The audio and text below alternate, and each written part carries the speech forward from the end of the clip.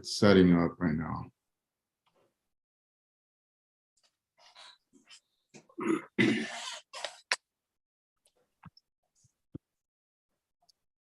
All right, so we are live right now. So let me go ahead and do the intro.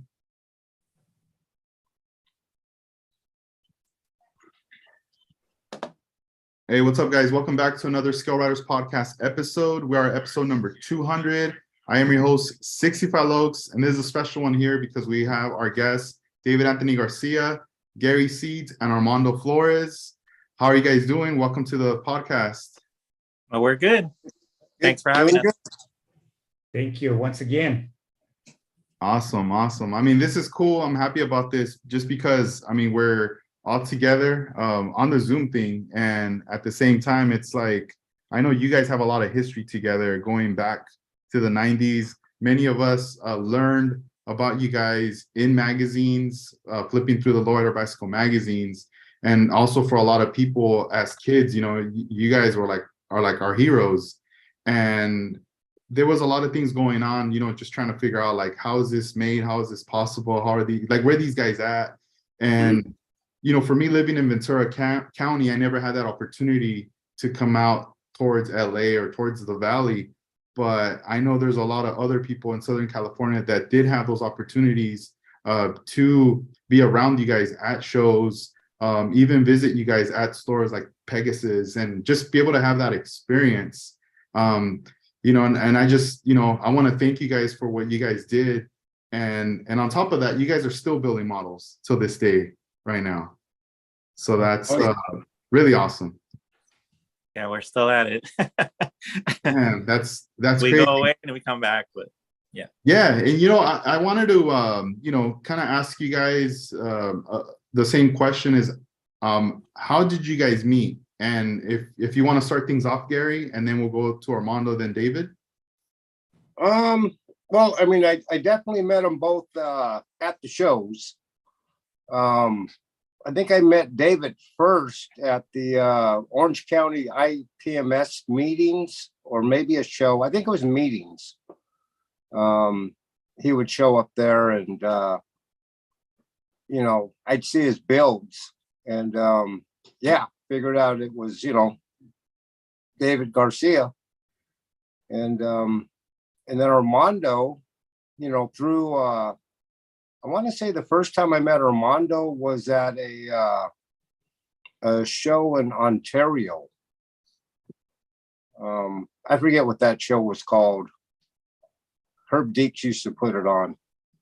And of course, you know, everybody'd show up with their cars, and we'd all look at each other's cars, and then we'd all kind of glare at each other, you know, until you know, we got to know each other. But yeah, you know, it was definitely at the shows. Man, that's cool. What about you, Armando? Wow. I mean, back in those days, what's funny is that how you remember people was on their cars that they build. And when you see a car, you almost recognize, you know, oh, who built that car? And you know, Gary Seeds was there. You know, David Anthony Garcia was there. And I'll tell you the truth. Those two guys were my competition. And those two guys made me who I am now because of the competition. And when we see each other's work, it was something that, oh, I wanna beat that. I wanna be better than that. And it influence you to do better for the next one. And I tell you, those two guys were super great, and they still are, because we're still doing it. So yeah, I kind of remember Gary and David back in Ontario, back in San Diego at the lower left, and also at the fire station that used to be over there in San Diego. And but we always keep in touch. We always keep in contact and following our you know, our art and our culture and our things that we wanted to do. And I guess we went different directions, but we all thought the same. Like David Anthony Garcia got so involved in cars and paint striping, and every time he did something, it was giving me motivation to continue. When I see Gary Seed painting cars and doing graphics and all that, same thing. So it's weird how long it's been. It's been since the 90s. So I would say 25 plus years. And Oh man, early 90s. Early 90s. Yeah. We still doing it, and we still have the same passion. And this episode 200, Edgar, is like one of those things that, you know, you're proving to the car model community that you are doing it. To do 200 episodes and to cover all these people, it's like there's no one doing it. And I'm so happy to be part of this 200 episode. Yeah, right on, man. Thank you. Dang. And what about you, David? How'd you meet these guys back in the day? The first time I met Gary probably was at the IPMS meetings. It was in Huntington Beach, I think, that area. And then I saw, you know, because it was all like military modelers, mostly like aircrafts and stuff like that. But then there was some car guys, but I don't know. I always felt like they didn't really like the car guys too much there because it's all military and jets and stuff. But then I met Gary, and then Gary was building these badass cars and customs and lowriders. So that's how I met Gary, was there at that meeting. It was like almost like, I think it was every third Friday of the month, I think. And then Armando, I don't really remember where I met Mondo, but I think I want to say it was in Ontario, at the Ontario show around there. And then I don't know, I seen him in the magazines and stuff, and he was building his models and stuff, and he was really good, you know. And Gary was awesome too, you know. So we just all had the same love for the models and stuff. So we liked all the same things. So it was really cool. And then we had our little friendly competitions and stuff that we did. And but yeah, that's pretty much, they were always motivational to me. So Man, that's dope. And like, I mean, for you guys, you know, you guys, I feel like, you know, looking back even to this day, you guys were ahead of your time, like just doing all these things. But what was it that, you know, what was influencing you guys? What was your guys' inspiration back at that time? I think a lot of our inspiration came from wanting to beat each other. yeah, I mean, Armando would show up with something, and you know, how am I going to beat that? And then David would show up with something, and you know, how am I going to beat that? And that, I think, was my biggest inspiration. Was I didn't fear any other model builder on the table except for Armando and David. They were the only two that I said, you know, when I go back to the next show, you know, I've got to build something that's going to compare. And so, yeah, I think that was, those two guys were my, what pushed me. You know, I got to do a flake top this time. I've got to do graphics this time. I've got to do an interior this time, you know. And it all came from Armando and David. Especially when David was showing up with all that 60s style stuff that nobody was doing at that time. And Armando was doing already the local 64, you know, doing replicas, and you know, how are you going to compete with that? So you'd go home and figure out something that's kind of combine the two of them, you know. So yeah, that was probably my biggest inspiration in all of that. No, it's true, because even when Gary was doing all his stuff, I mean, he was doing the flake tops and the candy paint jobs and all the stuff all full blown with the doors open and stuff like that. That's what motivated me too. and then Armando too, doing the replicas and doing all this stuff. It was really cool. So I think it was like really kind of a competitive thing in a way, but a friendly competition because we just loved it. We just had to outdo each other, you know, and we all wanted us, we all phone calling each other and seeing what's going on. And then some of us wouldn't tell us, but then some people would. And then we would just show up. And when we see it, we're just like, wow, like that's awesome. Like, what are we going to do for the next show? You know, Right. and then had to go from there. And that's what it was like motivation. Even to this day, we still get motivated. Oh, Mondo's doing this and Gary's doing this and texting Gary back and forth my projects and he's texting my projects and his projects. And it's just very motivational. So. And you started very young, David, right? At like 17, 16, 17, you already... Probably about 16, 17, because I was working at Pegasus Hobbies in Whittier, in Uptown, when they had it in Uptown Whittier. And I started when I was 16 years old. Yeah. Yeah. I used to buy all my stuff. And then that's when they said like, hey, you're in here a lot. We, you know, and what do you build? And then I showed them what I built. And then they're like, hey, you want a job? And I'm like, yeah, but I'm not of age to be working yet. And then they're like, no, it's cool. We'll like, I mean, sorry to say, but paid me under the table. And I just started working. And then I lasted there, I want to say 7 years. And then that's when they closed the store. So, but yeah, that's how I met everybody. Willie, I met, you know, Roger, I met Michael, met everybody that I still keep in touch with. And some of them are gone, unfortunately, but you know, we all had the love for it, you know. So I like to think that, you know, they motivated me and I motivated them. So that's like the main purpose, is to motivate people to continue building and doing what they do best. Yeah, for me, I mean, seeing you guys work, I mean, for me, I was learning how to paint.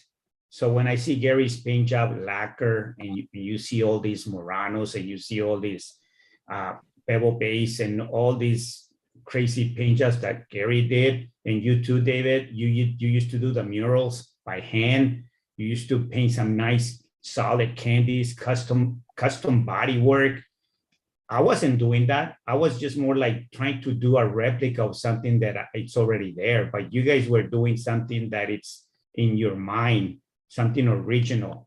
So for me, I needed to kind of like bump my step by doing the paint jobs the way, you know, you guys were doing it.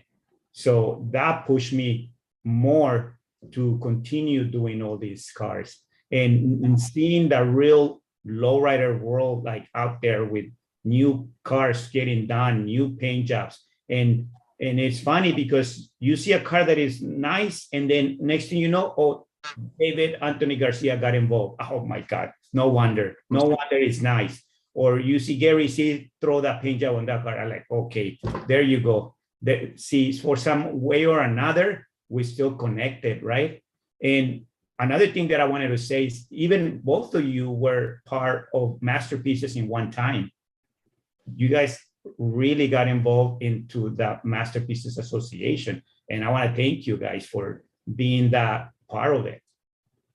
Oh yeah, no, I still consider myself a honorary Masterpiece member / down to scale member, you know. No, it's true. We never get away from it. We're always going to be from the start to the finish, you know. Yeah. Man, that's awesome. I wanted to also ask you guys, like, if you could take me back to like those competitions, you know, as far as like the element of surprise, how you guys would keep projects kind of secretive and bust out the day. Because I've always heard stories of the excitement of people wanting to see what you guys were going to bring to the table. Yeah, that's kind of I guess it's true what you said. You heard like everybody talks about like, oh, I wonder what Mondo's gonna bring. I wonder what Gary's gonna bring this time. I wonder what DA's gonna bring this time. You know, David Anthony. And then but we would always kind of keep it under wraps because we just didn't want them to know, or we just wanted to surprise them and show up with something. And then sometimes we'd say it was a certain project, and then all of a sudden you bust out with something totally different. And it was kind of like a haha, I got you kind of thing. And but yeah, it was I want to say probably the most probably one that I can remember the most is a San Diego show, I think. And then that's when I remember Armando coming into Pegasus Hobbies one time, and he was talking about the Vegas car. And then I had built a Vegas car too, but I didn't really quite finish it. And then I just got more motivated on the project. And then Armando already had he said, he had it out before then, I want to believe. And then he showed up at the San Diego show. And then nobody knew really, because I was working, I'm not lying, I was working on it probably 24 hours a day. My parents were helping me. My parents were keeping me awake. All the lifestyle club members, they all joined in and started giving me stuff to, or helping me with the project. Joe Ray too, like he invited me to his house. I remember he called me once, and then I was like, oh, Joe Ray, like, why would Joe Ray be calling me, And then I remember Ralph, Ralph Ramirez, he had told me, hey, how come you haven't called Joe? And then I was all like, oh, well, I don't want to bother him, like, that's Joe Ray, like, why am I going to bother him? He's like, no, he wants to talk to you about your model. And I'm like, why would he want to talk to me about my model, And then he's like, well, because you're building the Vegas car and this and that. So then, sure enough, I called him, and then Joe Ray talked to me about it. He's like, oh man, I heard you're building my car and this and that. And then he said, oh, why don't you come down to my house, and we could talk about it. So I went to his house. Ralph took me over there, and then he showed me the Vegas car and everything, the lifestyle casino cars, but he said it called it. That was the name. And then I saw the car. He lent me some bolts to get the car color matched, the whole thing with, because basically the model that I have is, it's very accurate, like on the colors, because all the colors is what Joe Ray said they were. So Ralph did all the mixing for me for the job. And then I remember Joe Beadle, he had all the gold chrome plating for me, and he had the connect, so then almost, like, I'm not lying, it was probably like maybe about 4 a.m. before going to the show. And my parents drove me, my mom and dad drove me all the way over there. Everybody went. And then that's when I showed up with the car. So it was kind of like, everybody was like, wow, there's 2 Vegas cars. Oh my gosh. And then I remember Armando Avila, he had his, and there was 3 of them, because Armando Avila is actually the first one that did it that we know of. And his was already done for a while. Like we all just loved having the car. So then just seeing all the cars there, it was just, everybody was just so shocked, So everybody was just like, wow, I can't believe there's 3 cars, like the same thing, and it's like, but it was a fun time. I mean, we just everybody was on all together, everybody was like very surprised, and was like kind of like a big thing, kind of like how big car shows are too. So everybody's just anticipating what someone else is going to bring, or what do they do to the new project and this and that. So I don't know, that I thought just I'd share that. So I remember that day. I remember the end of that table had more people standing around it, where those cars were, that you couldn't even see what was on the table. And it was like that all. And the lowrider class was always huge.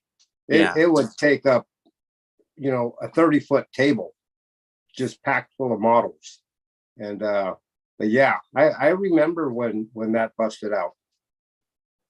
Yeah, I was there that day.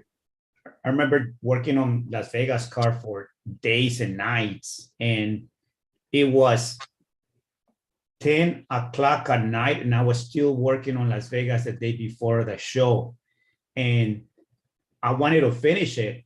And I worked until 5 a.m. I slept 2 hours, and then I drove from Lancaster to San Diego, which is like 2 hours drive.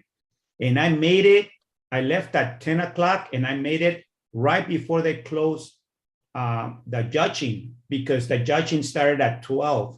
So I got there like with the doors almost ready to close. I came in, I put the model, the Las Vegas car on a turntable, and I left. I didn't even, I mean, I just drop it in there and left, because the rules is that your car has to be there before the judging time. So a lot of people didn't know that I brought Las Vegas car until they came back after the judging. So even David DeVaca was judging that day, and he remembers not seeing Las Vegas car. And then when everybody left and closed the doors for judging, he saw the Las Vegas car and he's like, oh my God, look at this, you know. So it was a mission to finish that car. And for me, I picked that car because it was lowrider of the year. What's the best lowrider out there? Why don't I just make it after Loco 64? Why don't I just make Las Vegas car? And that's when I started doing all these replicas, because I was thinking, like, you know, if I'm gonna spend hundreds of hours on doing a model, might as well use it on something that is like worth build. And I've been doing that, and it's been like, you know, like a challenge all the time. Like, how can I get as close as possible to the real car on a car model? So that's always been my vision. And competition, it's what push you to where you are right now. Right. That's cool. Armando, what's in front of you right now? What model did you just place right now? This is just a latest model that I'm doing from the car club called Genocide.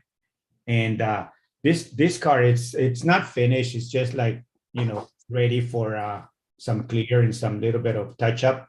But it's coming, you know, simple. It's come along. But it's a challenge again, you know. And but you know, this is just what I'm doing, you know, lately. But we're talking about, you know, the old times, which is, you know, Yeah. kind of like where. And like, you know, as far as like back in the day, you know, what kept you guys? I mean, I know for sure it was like that friendly competition, but was there ever a time in those late nights getting close to a show where you felt like you had to like kind of throw in the towel, or like, you know, I need to stop right here? I don't know. Cause I mean, it gets tough at night, you know, just trying to get it done. Back then, never did you stop. You know, I've worked on model cars till 3 a.m. to be at a show the next morning at 9 o'clock. And we still do. Yeah. Yeah. you don't stop till it's done. Yeah, you have to make it there. You have to take it no matter what. So, Yeah. I mean, sometimes you think about it, but then you're like, no, I gotta go. I gotta do it.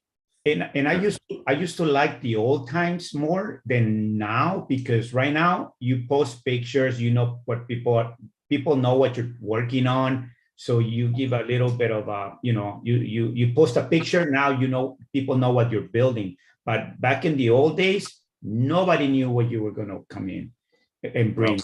And I remember when I'm walking to a car model show, and David and Gary will agree on me on this. As soon as you walk in, the first thing you see is Gary's car all the way over there, and you see the paint job from like so many tables away from it, but you still spot that car from far away. And or David Anthony Garcia's car all on the other side. And when you're ready to put your model, like I was so nervous that sometimes my hands were shaking, and everybody's watching you when you pull in your car model and put it on the table.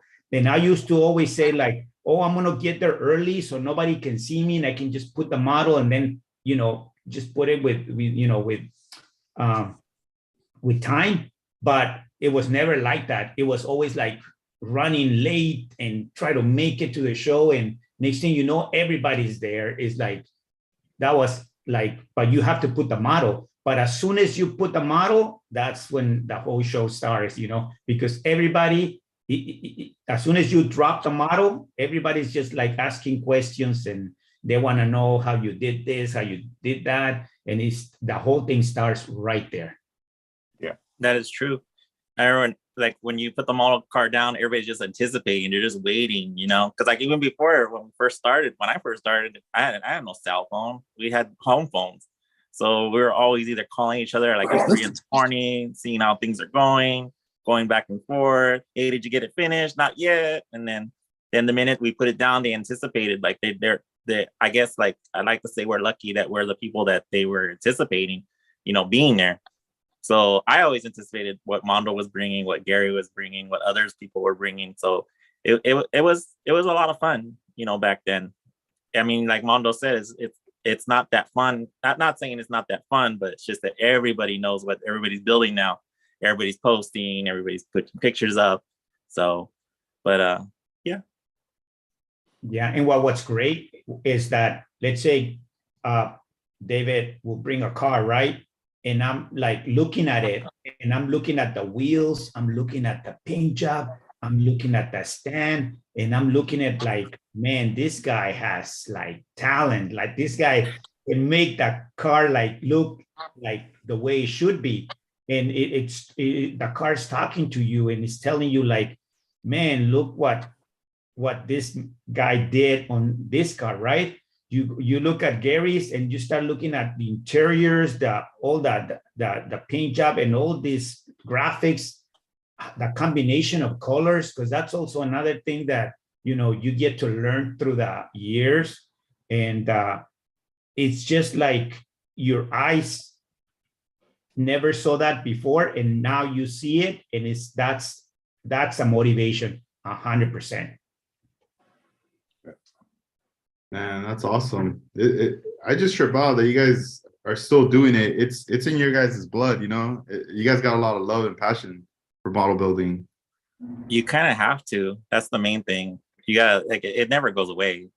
Like, I mean, when I got sick, I mean, a lot of people didn't know I got sick, but when I got sick, I couldn't wait to get back to it, you know. So I'm just glad that I was able to recuperate and get back to it and start building models again. Because I'm not gonna lie, it's kind of relieves the stress, and it takes you away from your other projects and customers' projects, and you just kind of have to go with it, because that's the only thing we live. You know, we live with it. You know, so I mean, my parents brought me into it, and it's like that's all I've ever brought into is cars. You know, boats, planes, whatever's cool. You know, so it's just yeah, it's good to be doing it again and still doing it.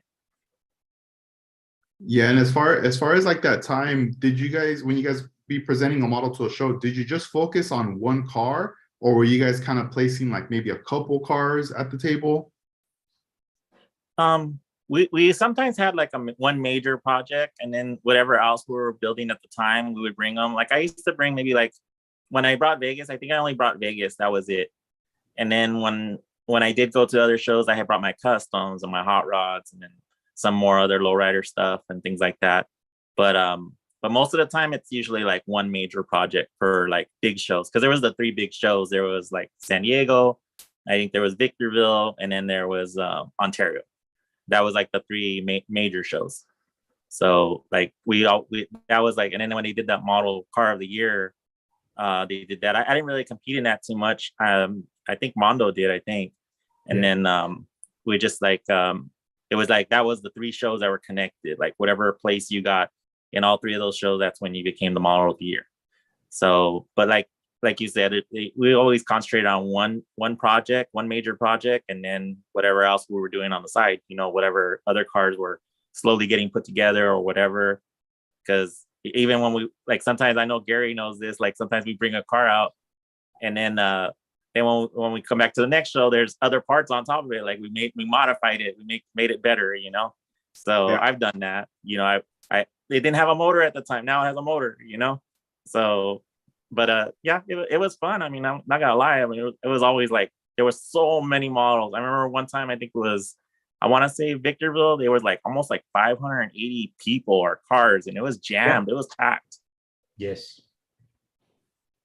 And right now, you just said there was like a connection between those 3 shows. That's pretty cool. So like, did you have to place first place in each show to be like the model of the year? No. Yeah, it wasn't. Yeah, well, it was a model of the year, but it wasn't like the lowrider car of the year. It was like, it was open to everything. So whatever anything placed, like Ferrari or, you know, or a classic car, or, you know, or stock car rebuild or whatever, that was whatever one. I guess I want to say they went by a point system. I think, I'm not sure. They did. I think Mondo probably knows more about that than I do. It was like the 3 shows, and if you got best of show, that counts as points. And if you got like a best lowrider, that another points. And then if you had like a best interior, I'm talking about for the same car. And like, for example, Las Vegas car, I got the best lowrider, and then he got best something. So that gave me like 2 extra points, but it was like 10 or 5 or whatever. But then you go to the next show and you win again on that car for lowrider or for paint or for interior or for undercarriage or whatever. And then those points we start accumulating until the end of the year. Whoever has more points, is the winner. And I remember for Las Vegas car, and this was in Cactus Classics in what city? I think it was Victorville, I think. Victorville, yeah, Victorville. I remember going there and they had on the board like the top winners so far. Like they not the winners, but like the ones that have most points. And I was like, wait a minute, if I got best of show and best lowrider and best of this and best of that, my points should be at least in that list. And I asked them like, hey, how come my car is not in the list? And they start checking and they say, oh yeah, we forgot to put that car in there. So when they added on, that's when they realized that I had more points than anybody once I got, the best lowrider or whatever. But that's how they count the points. And I believe they only give 3 cups. At the third one, they said no more. That's it. It was like, I guess, I don't know if it's confusing for them or what was it, but they stopped doing it. And that's interesting that they did that for a while, because even now they're none of the shows are connected. They're all their own independent promotion. And but back at that time, that's very interesting that they were doing that collectively. Yeah, those were pretty much the 3 major shows, and everybody that went to one show made it to the next show and then to the next show. So we saw all the same people at all these shows pretty much. And yeah, so they were fairly connected. Yeah, and there were new guys coming in, and I'm pretty sure we influenced those guys to come in the next year and start bringing their stuff, and they start being recognized too. So we know that we influence other people by doing what we were doing. On the tables, you go back when Gary was putting 5 cars in there, David Anthony Garcia was putting another 5 cars, and I'm putting another 5 cars. Next thing you know, you see 15, 20 cars on the table that were like competing. It used to look so nice on the tables, like it's like a real car show, because the paint jobs and everything was there. Like the competition was really there, on wheels, on paint, on interior, chrome parts. It was like the top you can see. Right now, the competition is not really that heavy, but there are more parts, more. The technology has changed so much that now we can make what we used to make before if we want to, because the technology is there. Yeah, Man, and then also, like, I wanted to add to those shows that were those main shows. During that time, we had the Lowrider Bicycle magazine, and you guys were being featured. Did that add to some kind of like how can I say it, like recognition, like where people are kind of like, hey, that's David right there, he's in the magazine, or there's Gary in the magazine, or Armando, he's on the cover. yeah, that definitely helped. Because all 3 of us come from a time in the model car world when we were all basically lowrider builders, and lowriders weren't completely welcomed at the very beginning. Yeah, they weren't. We had a small area, you know, and other guys looked down on you if they didn't build lowriders. It was kind of a weird deal. It wasn't thought of as it is today. And now you go to a show, and you know, and even back then, after a few years of being kind of looked down upon, all of a sudden the lowrider class grew, where you just saw, instead of 15 lowriders in a class, there was 50, and then there was 80, you know. So yeah, and I think Lowrider Magazine might have helped push that to make it more acceptable. And that definitely gave me a lot of recognition. You know, I was down in San Diego one time, and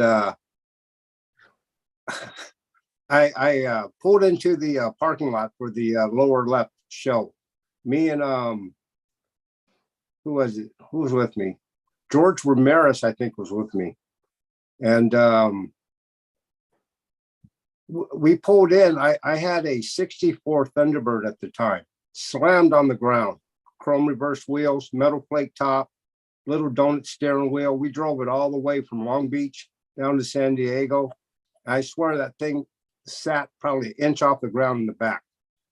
We pulled into the driveway, and there was a bunch of kids that turned to look at this car. Oh, hey Gary, I think the sound cut off. Can you guys hear him? Yes. Okay. Oh shoot, let me see. I can't hear you guys. How about, can you hear me? Okay. Hello. All right, there we go. Man, it just like disconnect. No, keep going, Gary. Sorry. All right. Yeah. So we pull into this parking lot where the show is, and there's probably 9 little boys, probably 10 years old, and they're with some older guy that's taking them to the model car show, and they're model builders too.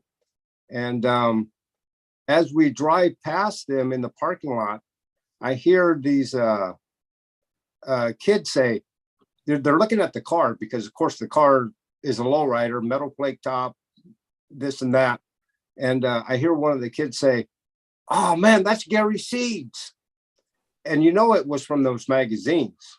You know, it's the only way somebody that didn't know me would know me. So yeah, I got a lot of recognition from that. I've even been at these model car shows, and some kid would show up with his dad, and his dad will say, "Yeah, he's kind of embarrassed to ask you, but will you autograph his Lowrider magazine book?" You know, it was all from Lowrider Bicycle magazine. You know, so yeah, it gave me a lot of recognition as a lowrider model builder, being in that magazine a bunch of times. Yeah, I did too. I remember when I want to say it was probably Victorville is when someone hit me up about, "Hey, can you sign my book, sign my magazine?" I was like, "Why would they want me to sign a magazine? I'm not nobody." And but then, you know, I did do a lot of like tech articles for them and stuff like that for the magazine and stuff. So Yeah. that's probably where I kind of got my fame from them too, because they helped out a lot, making us kind of more accepted. And then when we started getting really, really detailed in our models, and a lot of the competition guys, or the guys that build the Ferraris and stuff, were like, "Oh, how did you make that? And how did you do this? And how did you do that?" So I think, and then when like, I made my doors open and close all the time. So they were like, "How did they make the hinge? You can't even see the hinge. Like, how did that happen? Or how did you make that front nose flip up like that?" You know? So I want to say it's probably that magazines did give us a lot of like people knew who we were, or like, and even to this day, they still know who I am. Like, I still get stopped once in a while. "Are you David Anthony Garcia?" And I'm like, "Yeah, I used to go to Pegasus Hobbies and I used to see you." And so I still get that to this day. So yeah, the magazines did help with that. Oh yeah. And that's a trip, because even on some of the covers, I remember mentioning to you, David, how they would have like the bike, and it was like matching with your build, like the Yeah. color palette of the mag. Yeah, I think that was the truck, right? Wasn't that Yeah, the truck? Yeah, yeah, I remember And even the Highlander too. It was Oh, like the kinda Highlander also, yeah. like purple. Yeah, it looked dope. Yeah, that was cool that they did that. I don't know if they did that on purpose or maybe it just happened that way. So, Mhm. because I know Nathan Trujillo was doing it at that time, and I think another Edgar, he started doing it towards the end, I think. So, Well, you, Edgar, you mentioned about, seeing Loco 64, my model, on a magazine, and you had it in your room. Yes. And that Loco 64 was my first lowrider ever compete like strong at the Model Fest in Ventura. Crazy. And let me show you here. Let's see. This is Model Fest 1995. Wow. This is when I first compete with Loco 64, and I got the first place in lowriders in Best of Show. And this belongs to you because I give you the 64.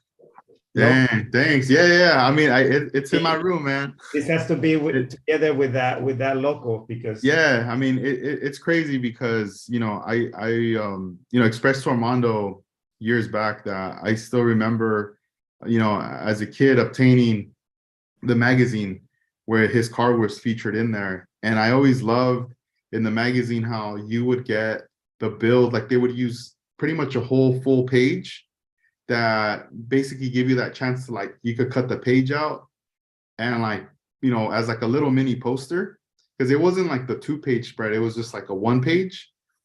And I still remember, cutting that out and having it on the wall, and then at some point even like framing it and just staring at it and tripping out, the way, the radicalness of the car, but also knowing that that car existed in a 1-on-1 scale, that this was a replica. But the thing that's funny is I never knew that that car was like based off from like Salinas or the name of the owner. All I knew was that Local 64 and Armando's name, because I had the paper on there, and I would always be looking at it, and in my mind I'm like thinking like, dang, like, that's probably also, he probably also owns the real car too and everything. And I mean, I just tripped out, like seeing, all the details that were in there, even just the coverage that was in the rest of the magazine of the car. I was just so blown away from it. But then what really like blew my mind was years later when I got back into model building, and me and Armando, we connected through Instagram, and he invited me like, hey, you should come check out my spot. And I was like just tripping, going, what the heck? Like, like this is the guy, this is Armando from back in the day.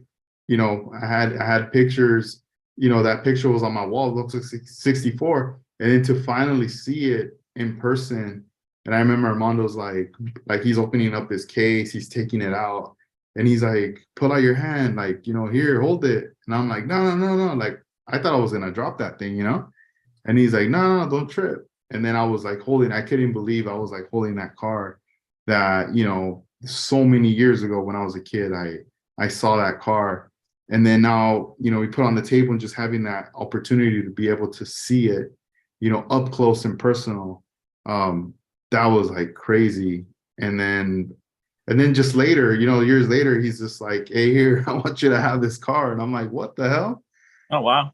And I mean, I have it, it's in a case, and it's in one of the, like a special case I have that I could see, there's mirrors in it from the bottom to the sides, and different, so I don't even have to like be moving the car around. I could just be staring at it, and I could see all the detail that's in there, and dust free, so thank you, Armando, for that.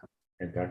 You deserve it because I mean, I think it belongs to you, because you probably feel it, and how a car models can take you so far just by doing a replica of a car or doing a car model.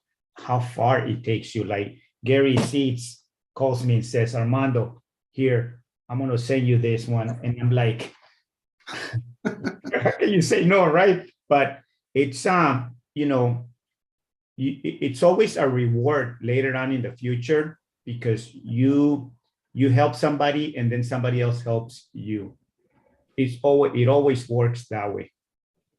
Yeah, just paying it forward, you know. Yeah. I was gonna ask you guys, I know you guys always worked on your separate cars, but have you guys ever, thought about ever collaborating as far as like, let's just say, for example, if you guys had 3 model cars, right? And out of those 3, you guys each collaborate on each one of those by doing something that at the end you guys each would keep one, but knowing that one that like each one that's complete or done, that you at least can and have in your collection and say, this is a model that was built by Armando, DA, and Gary, and each one of you guys have that piece like together. Because I'm sure each one of you, admires a specialty, a gift, an artistry that you guys, an ability that each one of you guys has. That's actually a cool idea. Honestly, Yeah. I never thought about that. I know I have a few of Gary Seeds' paint jobs. I know we collaborated on my truck, the Quiet Storm truck. He had did the paint job and everything. And I remember his one of his buddies, Big Al Timmons, he did the motor for me. And then I did everything else. But it was like a collaboration too. But that would be a cool idea to do, honestly, because I've always respected Gary's cars. Like I have one of Gary's cars, a 61 Chevy he had painted. I don't really remember how I got it. I remember it was just the body, I think, and the chassis but I remember seeing the car at the show that I fell in love with it. And then one day it was just offered to me. So then I took it. And I think I was even texting Gary. Gary was asking me about it. And I told him, I still have it. And I showed it. Let me see if I could kind of show you where, let me see. It's an older model, but oh, you can see it. Sorry, pardon my hands. This is it here. But I remember the metal flake toss that Gary did, and I kind of added my own thing to it, but it still looks like the way I remember Gary doing it. Yeah, that's got to be the early 90s too. Yeah, it's just a long while back.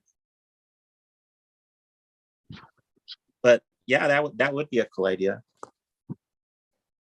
Yeah, I mean, it's just one of those things, it's something I think it would be very meaningful. I mean, especially for you guys, just to have as part of your collection, I guess it would just have to determine as to like what car and narrow it Or down. maybe make it like a one car, like one certain body style. Like let's just say we said 61 Impalas and we all did a 61 Impala, but we all each have our own 61 Impala. Yeah.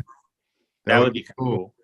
Yeah, and I mean, you guys can figure out, let's say, like whatever you guys want to do to it, whether who takes the role of doing this or adding that. I don't know. It's gonna be up to you guys, but we'd have to see if Armando can take his time away from all his models he's doing. He has a lot of models. No, I feel like even though Armando has all these projects, he'll still find some time in the day to add to that list. Of course. Yeah, I mean, look, I'll tell you guys this. If you guys want to do a 61 or another model that is in the market right now, I'll send that model each to one of you guys. To the 3, I'll send you guys each that model. Because I would like to see this come to life, and no rush either. So I mean, it doesn't have to be now, but at some point, I think it would be kind of cool to to be able to see something like that. And then you guys get to keep it at the end in your collection. That'd be kind of cool. It's all up to them. I mean, I'm down. Yeah. David's down. So if you guys are down, we'll do it. But no pressure though either. It's just an idea. I don't want to put you guys on the spot. Yeah, I like that. Yes, sure. I think I pinstriped that one. Wasn't that Ulysses? Yeah, that's what I want to show you because I have to have something from David Anthony Garcia, right?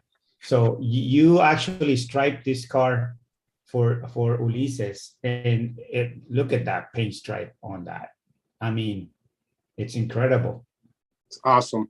So I have something from David here on my Actually, I have a 60, a 70 also that he painted it, and you striped it, David.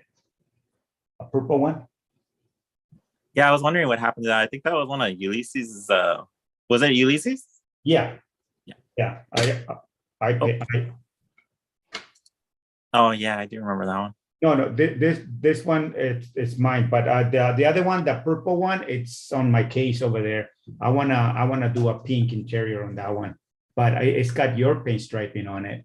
So I have two cars, and I got Gary 62 cars too. I have a 67 blue one, and in the wagon. Man, that's dope. Hey, David, I know right in front of you earlier you had you have the Highlander. Can you showcase that car for us? Yeah, I still have it. Hold on, let me. I know a lot of people always ask me, "You still have that? Can I see it?"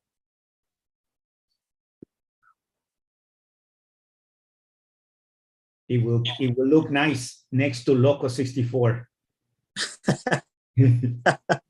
So, Like face to David- face. so did that car debut at Ontario? No, Victor. I think this Oh, at was Victorville. Victorville. Down at the end of the table. I think so. I Yeah. don't quite remember too well. Yeah, I do. I remember when that first time seeing that model when you just broke it out, and it was a stunner. I remember people were just looking at it amazed. Oh, I think it was Ontario. I remember now. Was it? I kind of Yeah. remember Ontario. It was Ontario.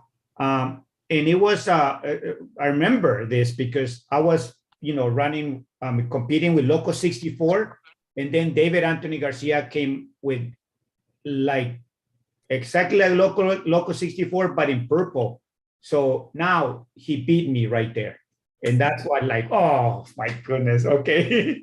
I know And I that was wasn't competition. at that time. I wasn't into replicas really. I kind of wanted to resemble Local 64, but I did my own theme to it. And like what a lot of people didn't realize is a lot. Like I showed up with it like closed, but sorry, I'm trying to flip it. There it is. But a lot of people don't realize that it closes. Yeah. So everybody used to trip out because like back in the day, they didn't really care for the lowriders too much. But then everybody's like, oh my God, it closes too. So Yes. a lot of people trip out that it does that. That's crazy. But, I've never seen it closed. I always see Oh, photos. you never seen it close? Yeah, no, that's the first time. Yeah, I remember Yeah. I asked you, David, I told you, like, does it close? And you closed everything for me, and I took pictures right there on the table.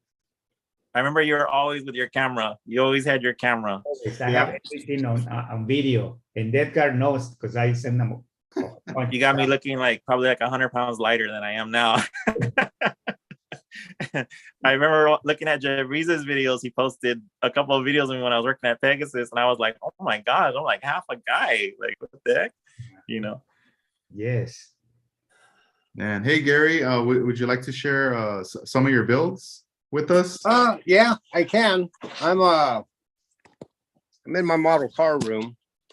Let me figure out how to do this. Yeah.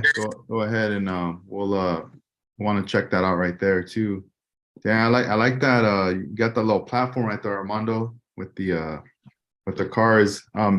After Gary shows us his builds, I want to do some Q&A from the comments from the viewers on YouTube as well. So just so you guys know. So let's see Gary's cars right here. Wow. here's a few cars. Let me see. The lighting in here is so bad. They look nice. The light Yeah, is perfect. That's a gasser that I just built. That doesn't close very well. And then this one here, I showed David a picture of this one on its way of getting built. Wow. That's a brand new build. Yeah. I like the I roof, just- the fades. Yeah, I just built this thing like 4 days ago. I finished it. Wow. And there's a chop top Camaro Astral Supremes. I don't know if you can see it very well, but That one's bad. I love that one. That one's cool. 65? let's see. Is it a 65 or a 66? 65. 65. Oh, yeah. Nice. And then of course the bubble top 57. Look at how he closes the hood. I was gonna say, Like, toma, Slapping right it. there. we're all like this, barely like doing this, and Gary's like, slap the hood. And then the old one. Oh, that's the old. Yeah, that's the the one. one that. Yeah. Yeah, that one's been around for a long time. Did Nice. did that one ever get sold, Gary, and you got it back Yeah. or something? It Right. got I heard the sold. story. I sold it to a guy named Ken, Oh, who was a friend of Brent Chapman's.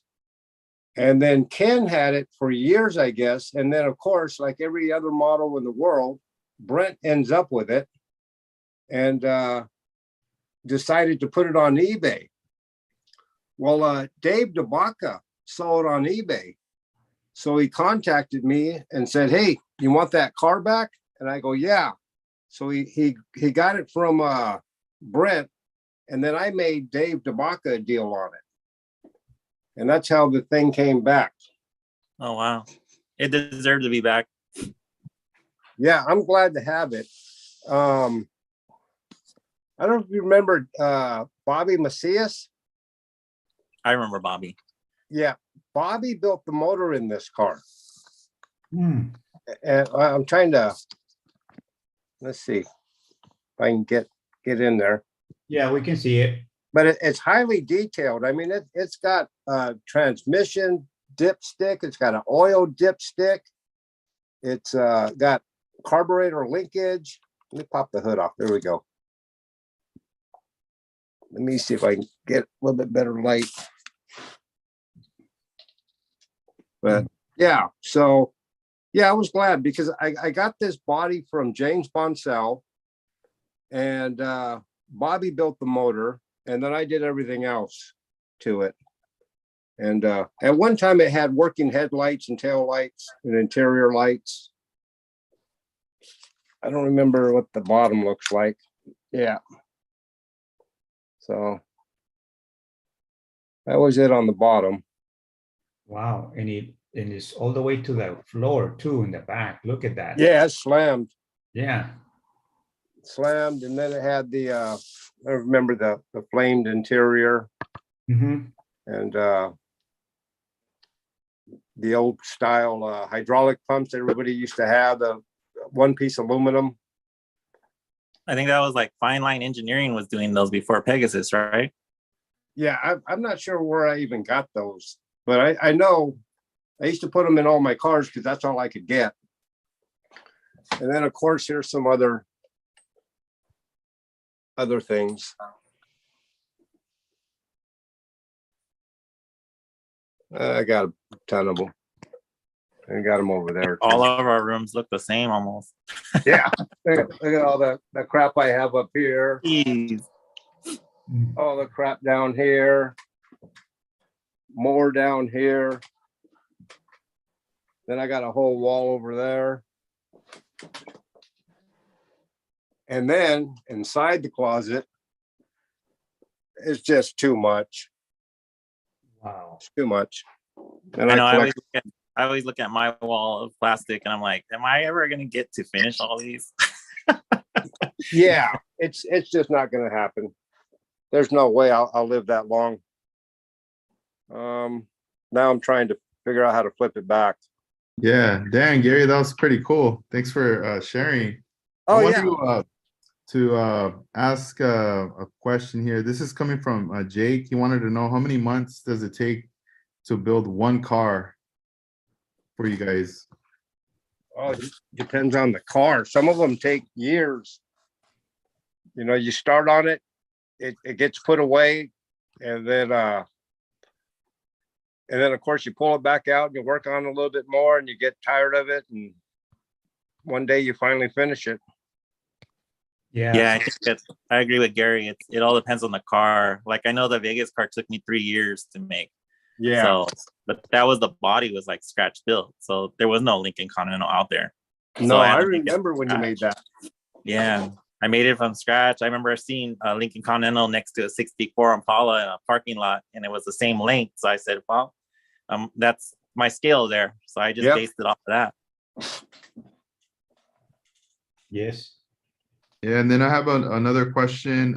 This is coming from Ivan, Little Shop of Models. He wanted to know, this is for Gary. He wanted to know, how did you chop the roof on that 65, that blue one that you were showing earlier? Let's see.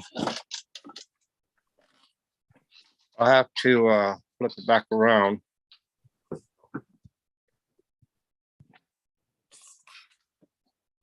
What I did here was I cut it across here first, and then I pie shaped here to there, and then lean the roof downward. And I end up having to trim this, but I think I also had to bend it out a little bit. But then I had to rework this whole section here with a body filler. I did a tutorial once on how to chop these tops, and I want to say it's on Car Model Magazine, and it shows a step-by-step how to do a 65 Impala top. But yeah, there's a lot of cutting. Matter of fact, when I cut this and leaned it so forward, the rear window looked so big, it looked like a shower door. That's why I end up filling it and then cutting these diamonds into it. That looks like a crack back there, but that's actually the trunk line. But yeah, I hope that helps, Ivan. Nice. And for you, David, I know you did a lot of articles for the magazine, a lot of tutorials. Out of all those tutorials, was there one that either stands out or that a lot of people thanked you for from the magazine? I'm trying to remember. When I got sick, I don't have a lot of memory from like I'm catching up on stuff. So Yeah. I There don't was, quite remember that much. yeah, I mean, I can mention one for me that like stood out, and I remember even friends talking about it, was like one of the Impalas, I believe it was like the 64, like how to drop it and lower it by doing like the little holes, adding the styrene and then doing the little holes. Oh yeah, okay. That one does come to mind. Yeah. That one was pretty Everybody cool, was man. tripping out because it was like posable. I mean, it didn't pose a lot, but I mean it posed. Yeah. Not because Like I see a lot of people, they're doing a lot of crazy framework now too. Like I think it's the Mad Fabricator, somebody on, I forget what his name is, but he has a lot of the like posable chassis now and stuff. So, and I guess a lot of guys are doing dancers out of them and stuff like that. But everybody did like the posable one. Yeah, I remember. I think it was a 63 Impala, right? I think. Yeah, Or 60. yeah. I don't know if it was that one or the 64, but because I remember expressing to Armando that back when I was going to the hobby stores, I wanted a 63 Impala, but they didn't have that. All I would see at that time was 64 Impalas, 59s, and then 58s, and then later they started bringing in the 65s, the monogram ones. But I remember always asking, like, I want a 63, and they were like, no, we don't got those. We don't got those. I remember when 63, that Model King came out with the white box with the black 63 Impala, like an outline. Mhm. And it was Model King. I remember we were selling them for like $30, I think. Now it's like $80. But anyways, like people were grabbing those like crazy, but we could keep them in stock. It was like everybody was buying because it was a 63 Impala. But that's the only time I remember. I remember, yeah, they always had the 64 Impalas. 65, 59. Now they have the 65. But I do remember, yeah, I remember you were telling me about that you wanted a 63 Impala. Yeah. So that one from Model King, was that like the first kind of introduction of a 63 before, it No, started to be mass produced? it was actually off of the old AMT molds, but Okay. Model King it was like, I guess it was like a little branch from, I don't quite know the story, but I know Model King would come out with different kits that weren't available. Like they bought the rights to, I guess, to get them printed or to get them done, like get them made. So that's the only thing I remember. And I never really looked into it really. I remember it just said Model King. It had a sticker on top of it. It said presented by Model King. And I remember I bought a few of them, but that was the only way you can get a 63 back then. Yeah, I still have a box of that one unbuilt, untouched. It's still there in the box. There was something about he had to run 5,000 copies of something. He had to actually pay to have 5,000 copies made of whatever kit he was coming out with. And that's how he was able to grab them. Dave Burke, I think was his name, or something like that. Because he's still out now, right? Or no? I see some that say Model King on them. I don't know if it's the same person or not. Yeah, I would imagine it would be the same guy though. He was pretty heavy into models. I remember when he released the Snake and Mongoose set. And yeah, that was his big thing. He was selling Snake and Mongoose decals for a long time before that kit came out. So oh wow. There was also a Chevelle, like a Malibu, like a 70 something, 71 maybe. It's also a white box. yeah, a stock car, race car. Yeah. Yeah, I have another question. This is by Jake. Again, he wants to know, how do you guys feel about the prices and model kits today? Like, if you guys could think back from back then, comparing it to now. Oof. Yeah, I remember when I started getting back the models, I was like $29.95 now, and back then it was like $8.99, $9.99 for a 64 Impala. Now it's like $39.99 for a 64 Impala. I know I more let's get the kits from like Hobby Lobby now, and they got the 40% off, but they went back to like the regular price, which is like probably $15.99, I think is when you get them for now. But yeah, the prices have gone up a lot. Yeah, I go all the way back to where you used to get them for less than $10, like $2 and something. And you can go to like Alpha Beta. It's a market. It's like a grocery market, and they will have car models. And car models were like regular stores, and that's how you were able to buy car models, because they were like less than $10. Yeah, and you could buy them everywhere. You could buy them Alpha Beta. You could buy them at Save On. You can buy them at Thrifties. I remember Kmart. Kmart used to have them. Kmart. Yep, Kmart. And now nobody's got them. Not even Walmart, I want to show you guys this. I found this from Hobby Industry of America Model Building Contest. This is my first official contest at a hobby store. It was one of those KB Hobbies or whatever, Michael's Toys. This is Armando Flores, Michael Toys, 1986. Wow. That's crazy. That was my first trophy ever that I felt. I mean, I was so proud of, this. Sure. Dang, you keep that all pristine, huh? Look at how crisp it is. It's all nice. Brand new. Still, and 1986. And check this out. Who remembers this? Oh, Big Kids Enterprises. Big Kids. Gary Yep. knows about that Right. place. And Oh, this, yeah. And this is their flyer, like that. Look at complete custom Impala 64. How much is it? $300? Wow. They did hop pretty good though. I'm not gonna lie. Damn, that's pretty dope. I remember Gary probably knows that one. Mad Dog used to work for him, right, Gary? I I'm not remember mistaken. when that dog worked there. Yep. Yeah. Man, at that time when Big Kid Enterprises was around, you know, was there any kind of rivalry between them and like Pegasus, or no? Mhm. Like as far as like store competition? Well, Not, Pegasus kind of went into the lowriding thing a little later, but I mean, Pegasus did do a lot more stuff than they did. But I think there were Big Kids to me was like they used to carry a lot of the resins more.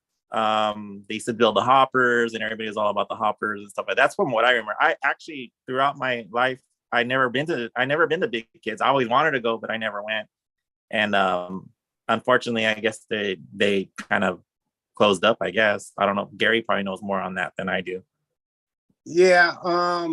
I think there was no rivalry between the two shops. I think it was Big Kids that didn't like Pegasus, where Pegasus didn't even think about Big Kids, you know, because I remember once in a lowrider bicycle magazine that they had mentioned that I buy all my stuff at Pegasus Hobbies, which Dennis would sell me stuff at a cut price, and so I could, you know, build whatever I was building. And for I never told them I'd buy my stuff at Pegasus, but they put it in that magazine, and Dennis saw that, and he was freaking pissed off at me. So you Yeah. didn't get your discount anymore. I don't probably not. But yeah, and then Mad Dog started working there, so everybody got a discount.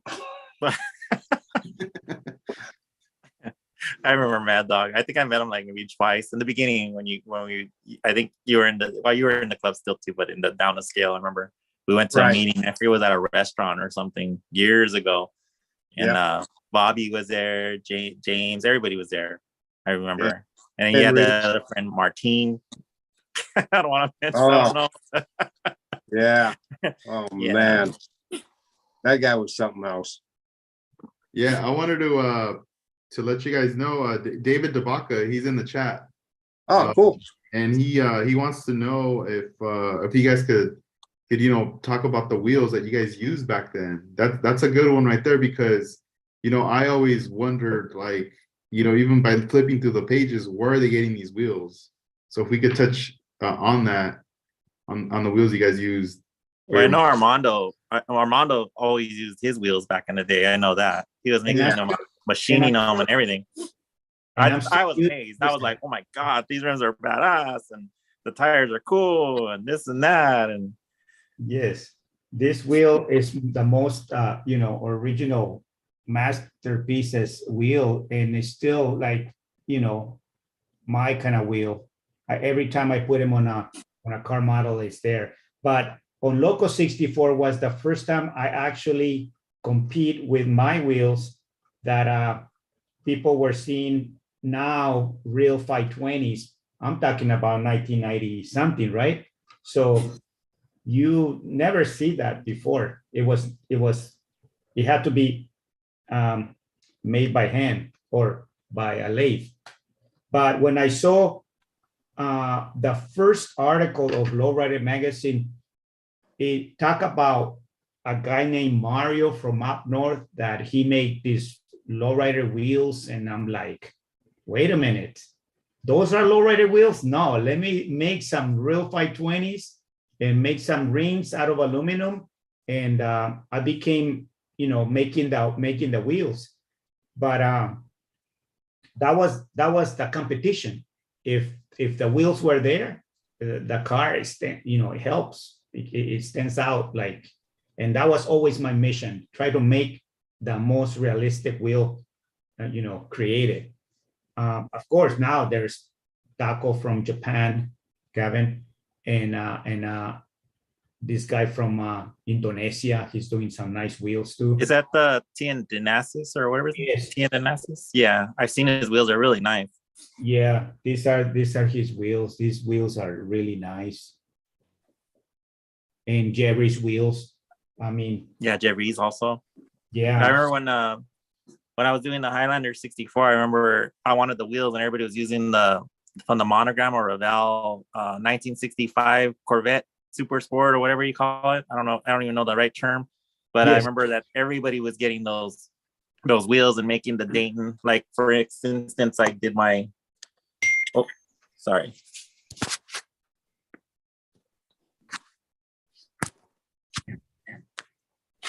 Sorry, No, got shut off there.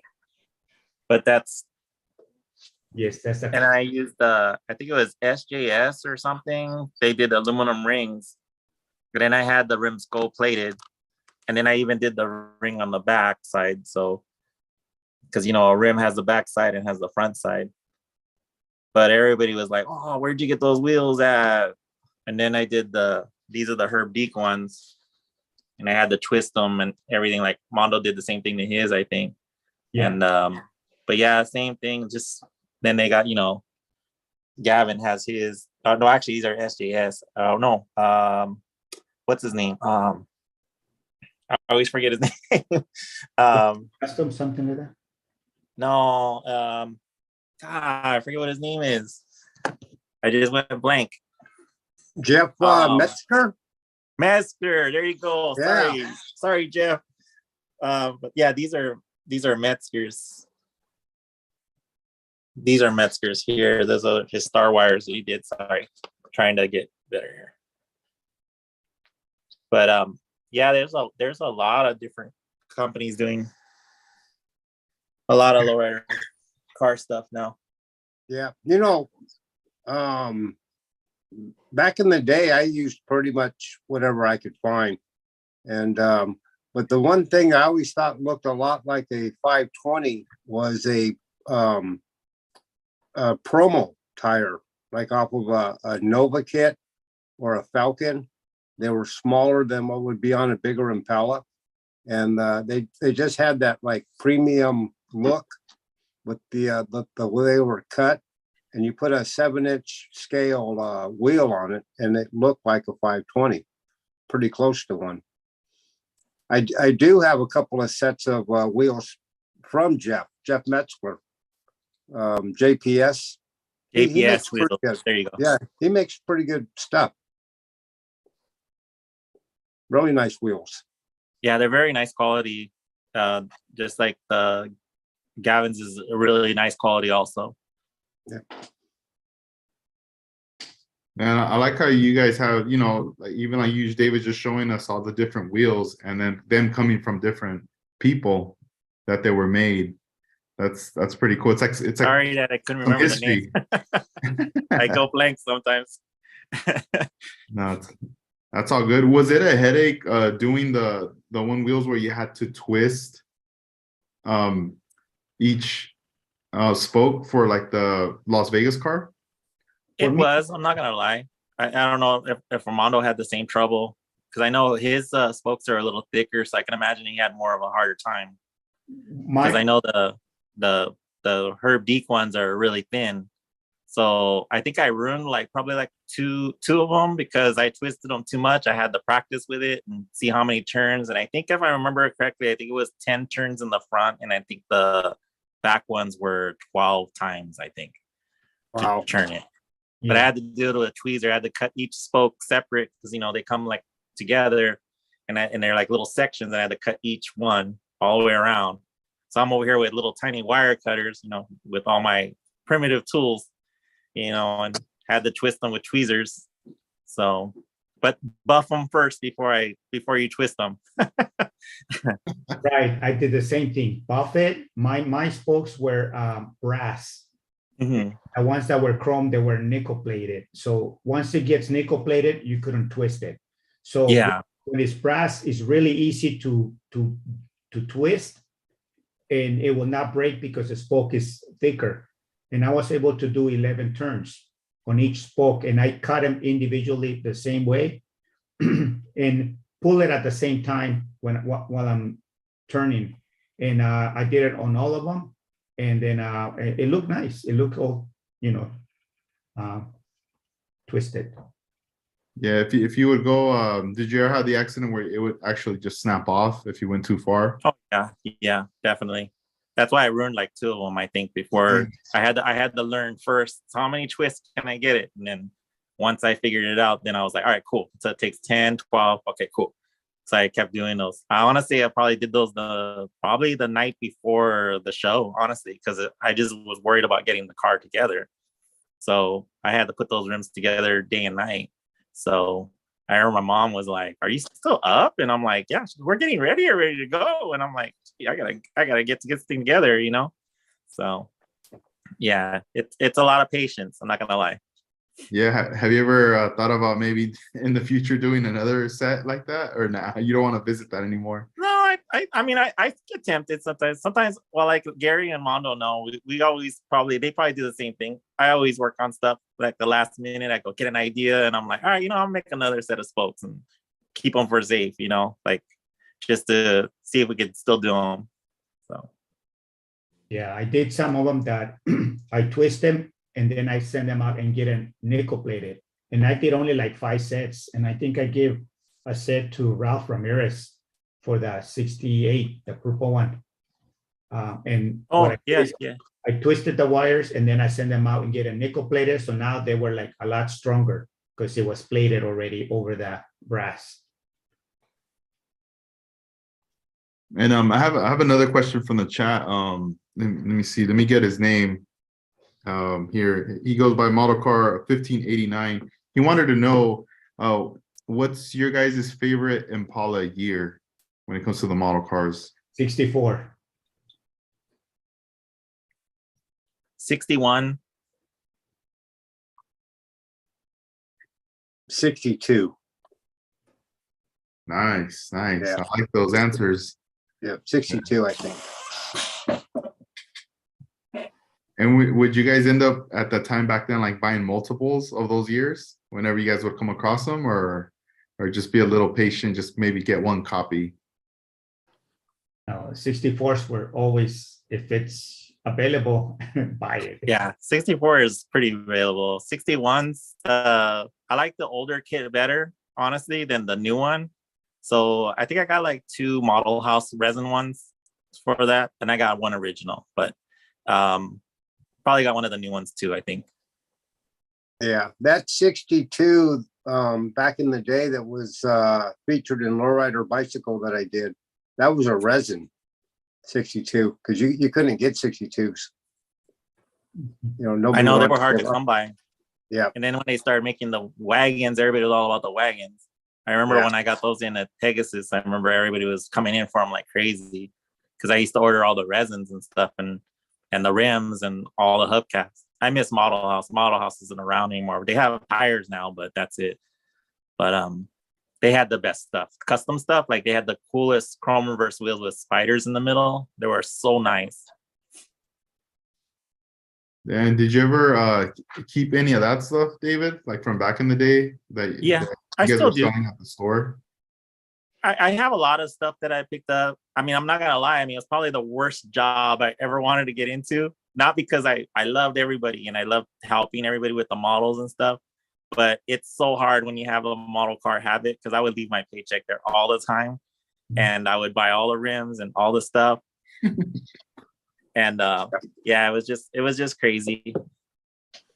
Hold on, my phone says it needs to be charged, so hold on. Yeah, no, go ahead, dude. I know what you mean, man. That could be very tempting, especially being very young and starting. And it's just like, cool, I'm around all the stuff I love and what I'm into, and then it's like, oh, we got new product in, and you're very tempted as to like, all right, I'll buy it. I'll leave my paycheck here. No, it's true. Sorry, I'm trying to put my phone on the charger, but it's not. Hold on. Sorry. Well, let's see, Armando, tell us about the car that you have in front of you while David's getting set up right there. This is Boogie Nights 2. It's basically like I did Boogie Nights 1 and Jerry's end up keeping that model paint job, and then he put hydraulics. So this one is like the second version of it, but I kind of changed the paint job a little bit, but it almost looks the same, but it's not. And this is a 69, but it's still in the works. You know, I added these 3 dots in here just to try something different. And I was able to, you know, accomplish what I wanted. And I tried it on another car. This is the car from Genocide. And I kind of did the 3 dots the same way here. So it was a good experience working on the other car and now on this one. It looks so killer. Thank you. I want to show David something that he hasn't seen for probably more than 20 years. More than 20 years. Got me wondering now. And you put a note in here. Handle with care, please. Yes. Do you remember this?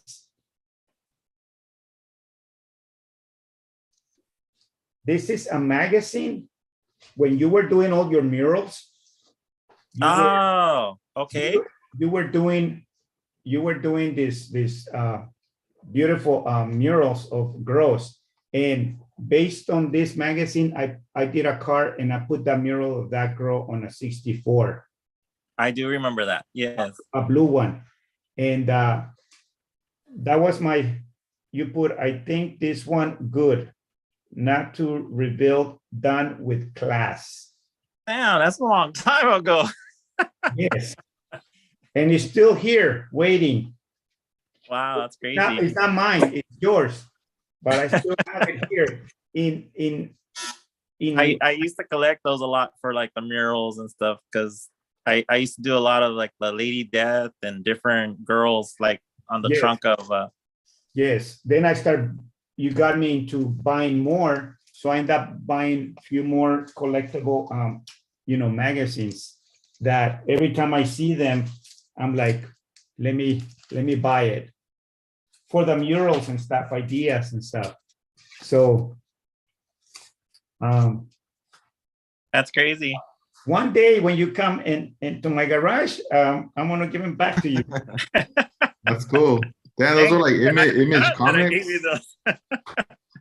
Crazy.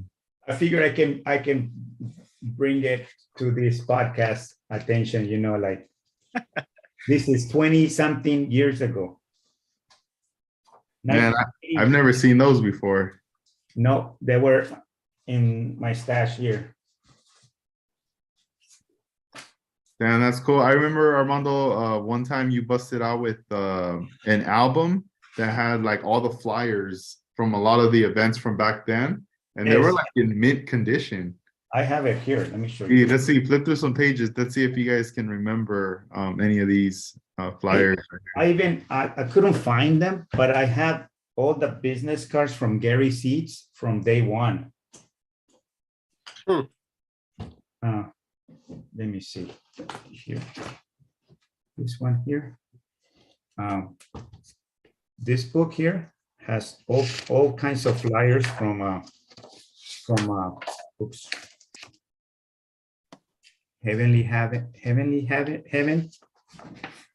This is a catalog, but let me go back to here. R&R. I remember R&R.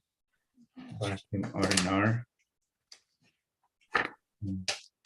Machine Aluminum Specialties. MAS. I remember that. Model Car Warehouse. This is the Detail Master. These are catalogs, but I'm going to show you the other one it's the Detail Masters. Oh, this is the one.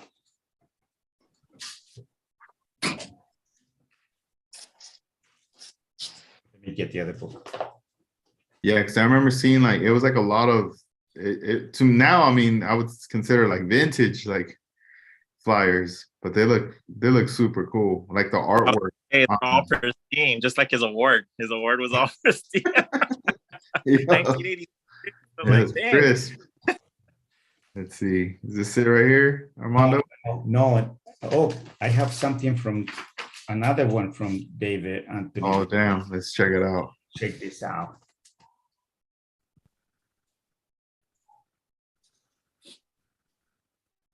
Those are the wheels. You were designing wheels back then, and this is an original. Oh, yeah.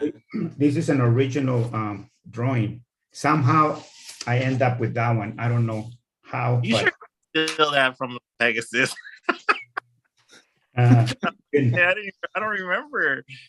and I have like like sketches like to make speaker boxes clear, how to set up the speakers. There's a lot of like sketches. Remember this drawing, David? I remember that.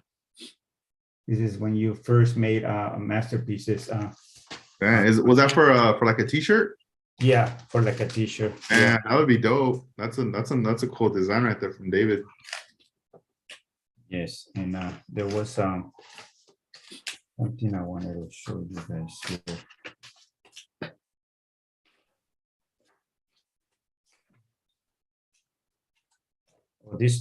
These drawings were made by Hector Lozano. Masterpieces. That's for the dually. And this is for The Alley Woman. one. Yes. And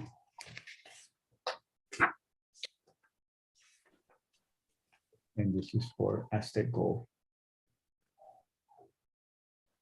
He did that, and we put it on some t-shirts. These were the t-shirts this design. But I kind of keep all my stuff, like even from Peterson, when you take stuff at the Peterson and it tells you like your prices of your car models, how much they're worth and stuff. Everything is, I keep it. I don't know why, but I still keep it. Let's go. Dang, keep it to share it. That's for sure. That's Yeah. pretty nice. Dang. You, Gary? I see in the background you have like posters and like different things in the back. Is that are those like some of your features? Yeah, let me see. Let me flip this around.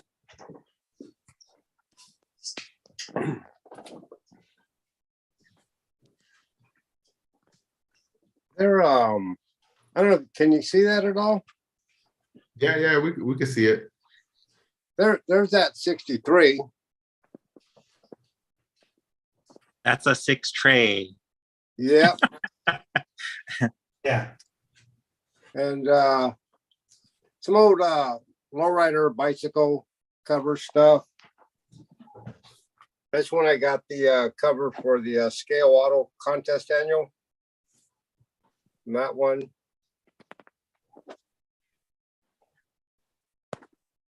And more model car stuff. There's Tony's Lincoln. Mhm.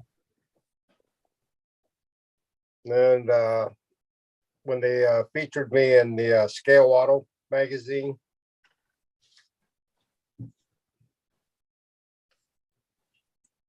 Want to see something really weird? There's me at 16 with my 66 Impala. Yeah, but yeah, just, you know, normal stuff. I found this, David, you would probably dig this. That's from Cali Pinstriper, crazy painter, whatever they called him. Yeah, that was a poster, I guess they had made at one time. I found it on eBay. That's I cool. had to have it. Tom Kelly, that was his name. Tom Cali. Yeah, but yeah, that's all that's on my wall. My garage has lots of stuff on the wall, but in here there's not a lot of room.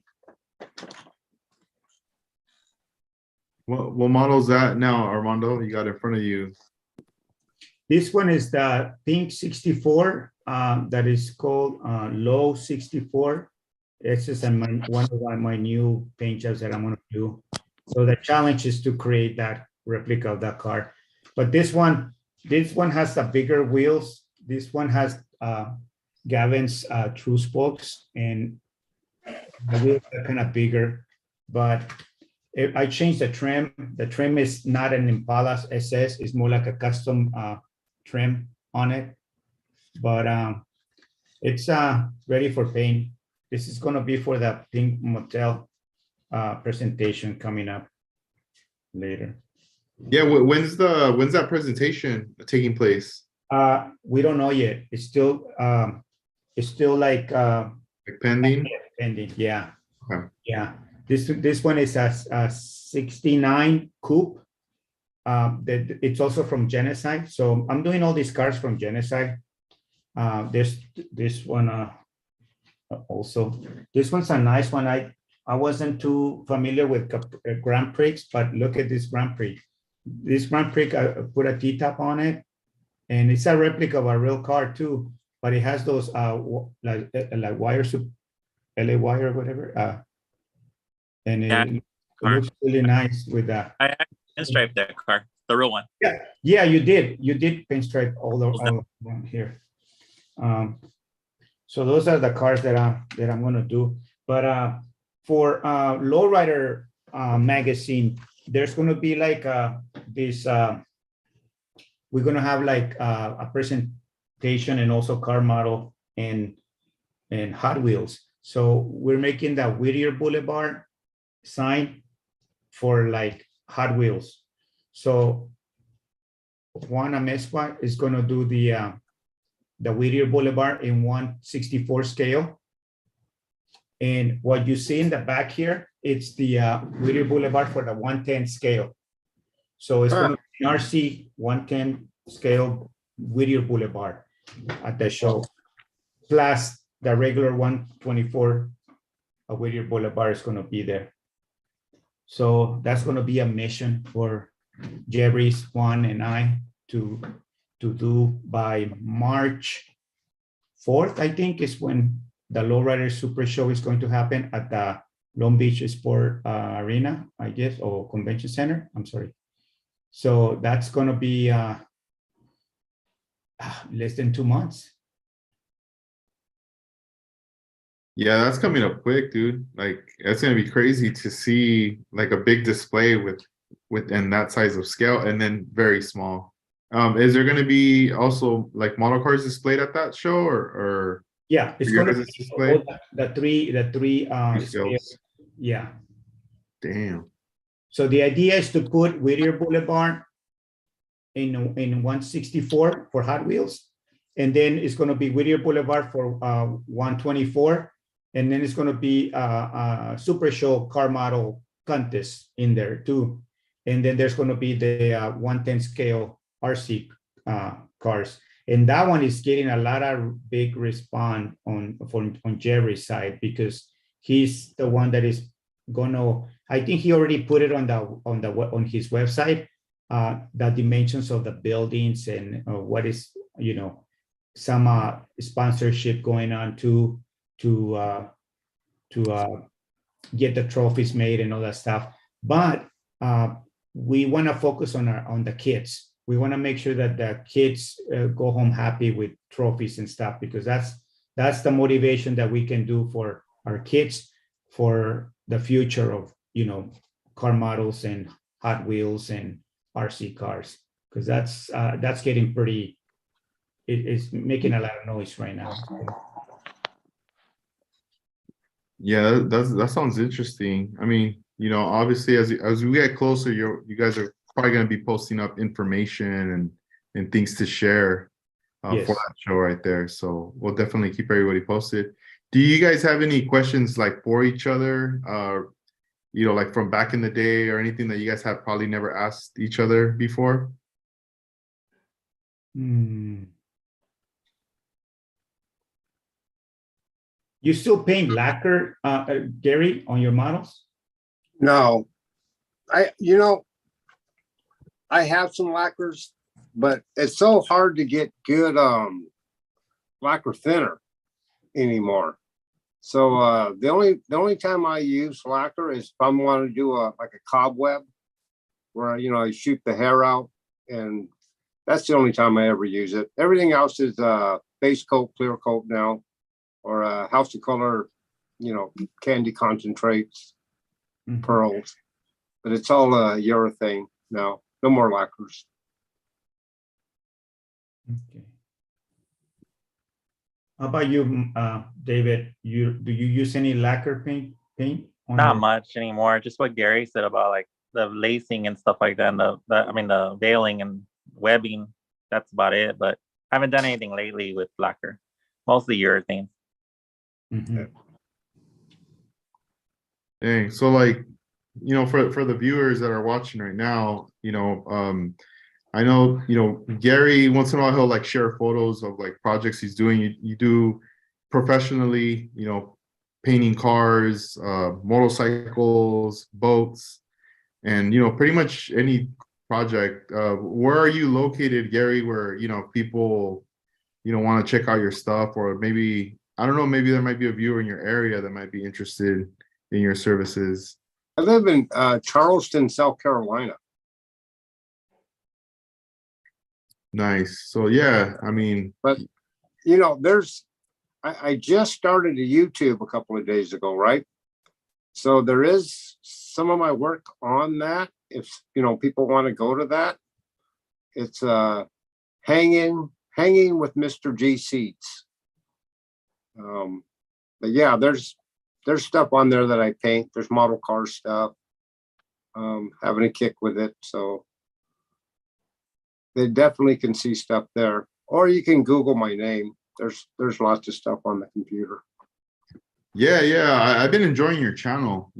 Seeing the videos, the content you've been producing, like posting up. It's been awesome. Would you say like model building definitely contributed to you? What you're doing now, have been doing. Just painting cars and projects. Actually, I was a custom car painter before I was a model builder. I didn't start building models until I was about 32 or 33.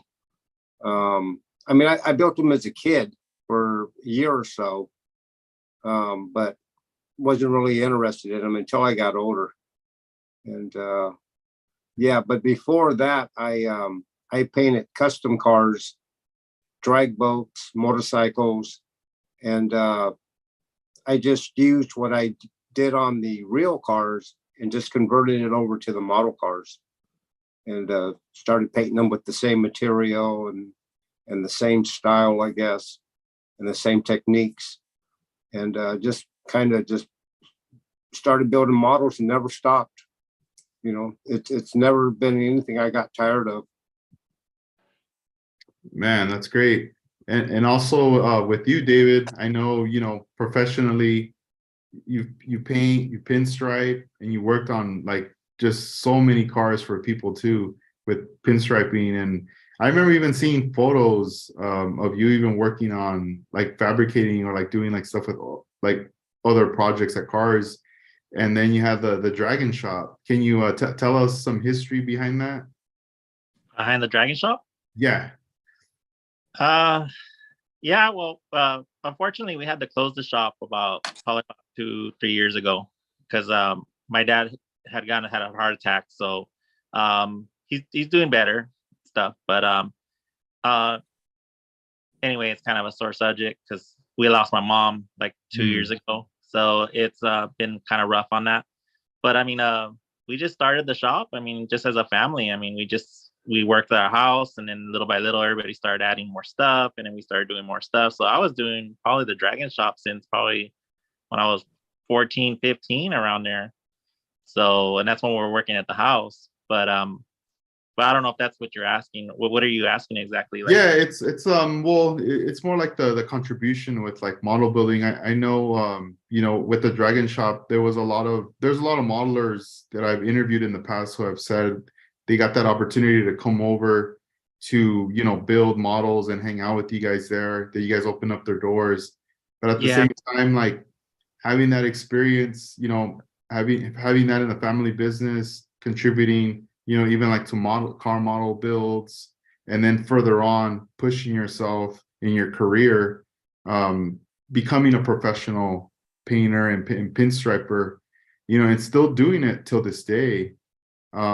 It's crazy, like just seeing how, how Armando said earlier, you guys were building models, but then at some point you guys all kind of went your own direction. And even with Armando, like when I look at his 65 Impala, I always like trip out, when he tells me about the design and like things that went into building that car, because there's a lot of like things that, aside from model building, that you guys do in your professional life, in your daily life. And it's inspiring to see that. I like, for myself, like I just build models. Like I wish I had that kind of ability. I've attempted to learn how to paint and even pinstripe, and I haven't done it like anything like professionally, doing any jobs like that, but I did kind of dip into it where it's just like enough to like enjoy it as a hobby, but also appreciate what you guys do as professionals with painting and just creating all these things here.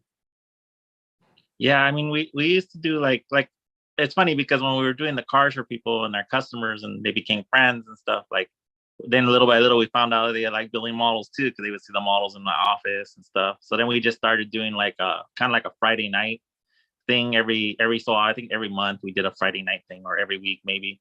And but yeah, it was just, that's like how we met Roger, Michael, Gary, everybody, Gary. I don't know if Gary might have came once. I'm not sure. Gary, did you? Or I'm not sure. No, I always seem to be doing something. I remember James and Bobby or someone would say, or Henry, that they're on their way there. And I just never made it. Yeah, it was fun. I mean, we used to just sit down and learn from each other. And my brother would be hacking on someone else's model, chopping the top or extending it or whatever. And everybody would bring that project back and we work on it some more. But it was a lot of fun. I mean, a lot of people from my work, like when I went to Pegasus, Willie Senior, everybody, Henry, everybody would come, Ralph, everybody would come, like, and hang out. And then we'd bring pizzas, or we'd go to In-N-Out afterwards. And Michael would eat his 8x8 burger and stuff like that. And yeah, it was a lot of fun. I mean, but yeah, I mean, I love it. I mean, it's my life. I mean, it's what I do, I mean, I know I took a little hiatus there for a while, unfortunately, but I'm glad to be back to it. I'm doing a lot more of my art, doing a lot of pinstriping on people's different shops and things like that. I mean, I know we lost Danny, a year ago now, and I worked for Danny D for probably about 9 years, I want to say, and I learned a lot from him, and he pushed me a lot. Like he got me more or less to where I'm at. My parents got me where I was at. Larry Watts, and everybody got me from where I'm at. And I'm unfortunately awesome. I've learned from everybody, and I'm still learning, and I'm 48 years old and I'm still learning, and doing the models and trying to get better. And that's dope. I mean, it's just, I'm very lucky to have known those people. Like I've known Ed Roth, I've known Larry Watson, Al Lazarus, all these people that just told stories, and I love listening to the stories, and they built, everybody would come for the models and learn from them, like what they went through and what they had to go through and what they do, and artists and painters and stuff like that. So, I'm just grateful for all those people, and for Gary and for Armando, Willie, everybody's always there for me. Even when I went through my tough time, I mean, everybody came through for me, so I'm unfortunately, I'm really happy that I'm here. So, I mean, yeah, no, it's been exciting seeing your Instagram page, like when you're posting, like things that you're working on, like current projects. It's like really cool. You could see the inspiration, the spark that's right there with every post that you're putting up. Yeah, I'm trying to get more into it. I'm trying to do more on my posts, trying to finish off things that I owe people, from work and things like that. So I've just been busy. I mean, everybody just be patient. I will get to you, but I'm just trying my best to do more stuff for myself too, and I can't be working as hard as I used to. But Yeah. I that the model page has been good. A lot of people give me good feedback, and everybody just loves what I do, and I'm happy that they like it. I'm just doing it for myself, but everybody's like all about it.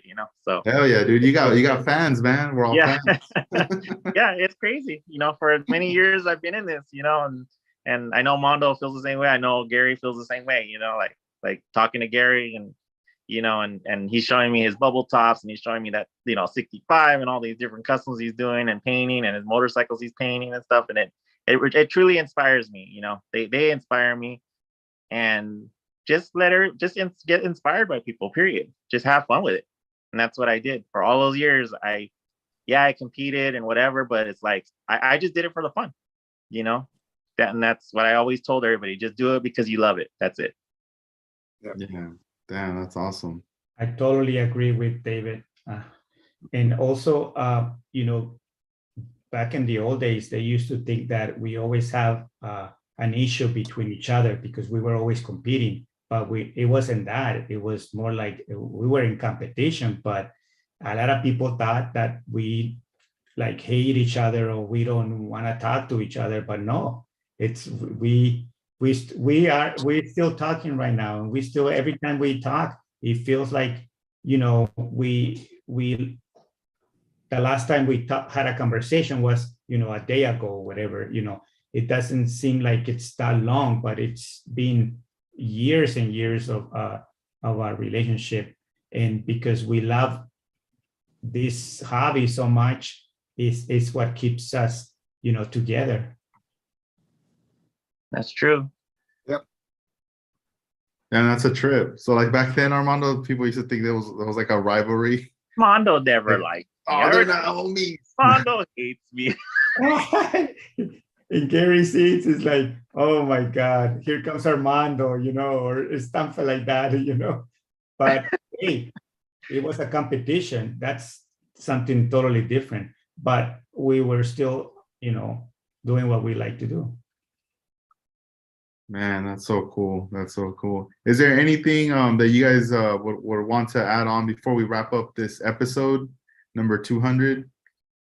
Yeah, Edgar, I make some decals in gold masterpieces. I'm gonna either send them to you or somehow, but I got a whole bunch of them. Yeah, I need to get those from you. And get some stuff over here. So we have to somehow get together. Yeah. We get them to people. That way you can send them to whoever buys anything from you. Oh, thank you. Appreciate you. A decal. That's kind of what I wanted to say. Yeah, I just wanted to thank everybody for hanging in with me on, because a lot of people don't know that I know I kept bringing it up, but that I was sick there for a while, almost wasn't here. And I just want to thank my girlfriend, Hannah, for actually saving me and finding out, to come and get me taken care of, because or else I honestly don't know what would have happened. And but I want to thank Willie down the scale, Danny will hear me, and everyone, like Bugs, everybody from Arizona, everybody would. Sorry, got a phone call. Sorry about that. That's all good.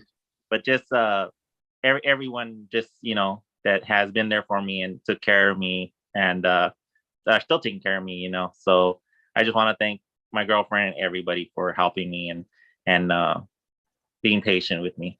So, and all my customers too, and people that I'm trying to get back on track.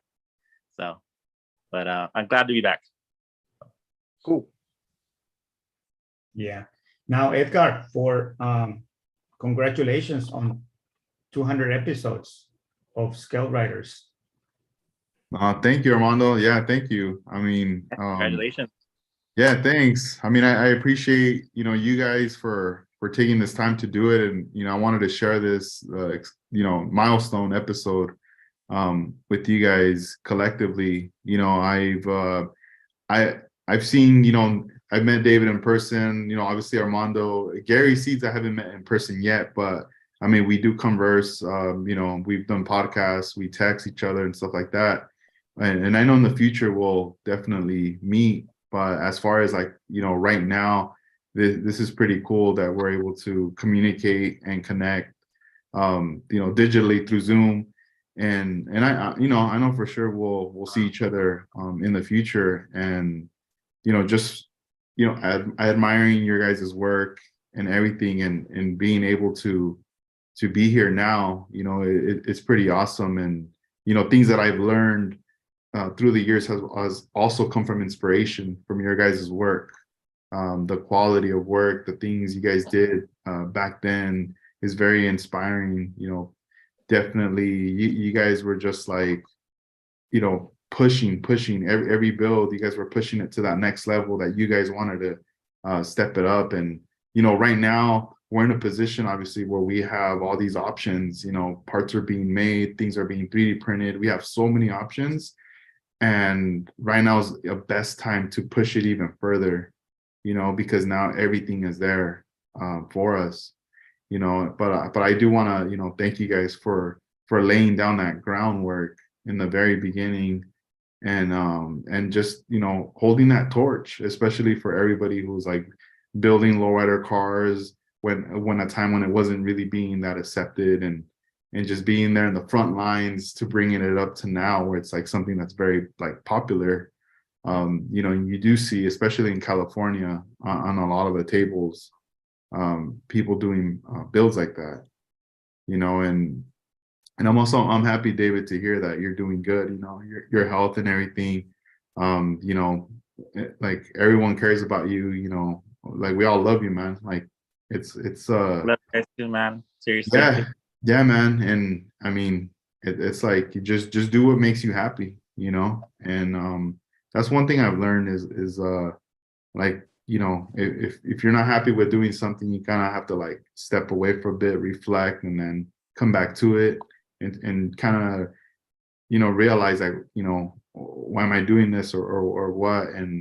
But then once you know that, surround yourself with the things that make you happy, and the people that, are positive, that for sure.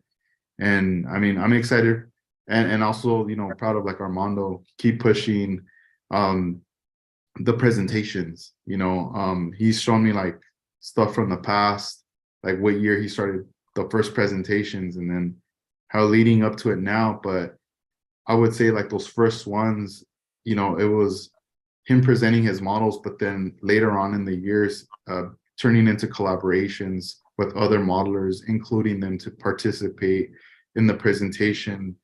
And I always thought that was awesome, because it's, sometimes it takes a lot, like there's a lot of work behind the scenes that some of us aren't aware of, just to get that opportunity to be able to get the place or the table to be able to present models, and then just to reach out to people and get them in, and then all to, come in on it. So that's pretty awesome. And also in the builds, like the paint jobs and everything, it's still inspiring. We're still seeing like new models and like new things that are coming out from that. So thank you, Armando, for keeping up that good work right there. And also you, Gary. I mean, you're doing stuff at a bigger scale, but then also finding that time to be on the bench and still have that passion to build.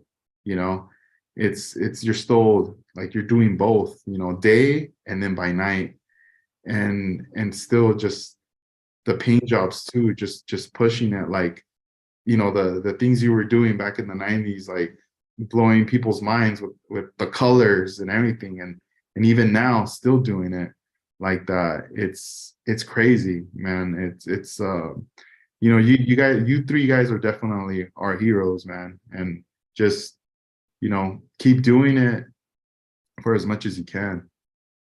Yeah, appreciate it, Edgar. Yeah. Thank you, man. So this is 65 Lokes signing off. This is episode 200 with David Anthony Garcia, Gary Seeds, Armando Flores. Thank you guys. Definitely true legends right here. And I also want to, shout everybody out in the chat room, everyone that tuned in live from the beginning to the end.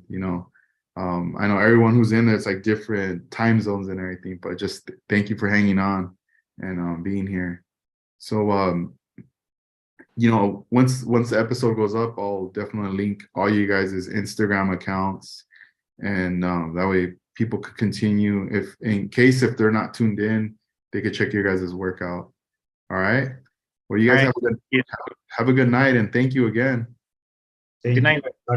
All right, guys. Take care. Armando, Thanks. David. Later, Armando. Yes, sir. Gary. Okay.